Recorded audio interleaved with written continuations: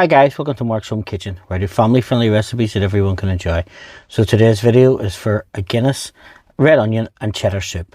Sit back, relax and enjoy, and thanks for watching.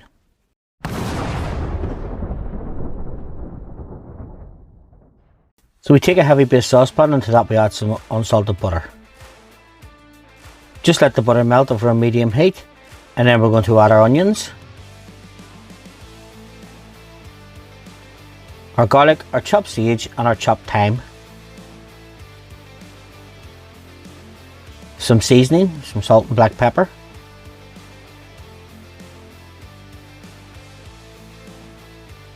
give that a quick stir around, turn the heat down to low, pop the lid on and let it cook for about 40 minutes. As you can see, our onions are softened, starting to caramelize, and now we're going to add some chicken stock. Obviously homemade is best, but if not, just use a stock cube. Then our Guinness, some Worcester sauce, and some brown sugar.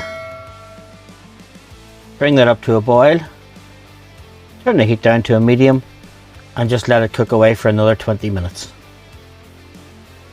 As you can see, our soup is nice and thick. And now we're going to do our cheese toasties. So just take some white bread, toast it on either side, and we take a 3-inch cutter and we just cut out some rings. You need 2 rings for each bowl of soup. So now that our croutons are cut out, we're going to top them with some grated cheddar cheese.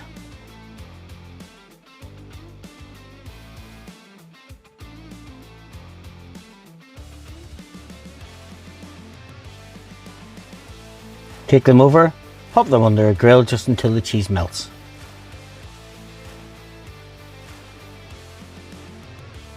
Now that our cheese toasties are done, our soup's brought to a boil, it's time to serve our Guinness red onion and cheddar soup.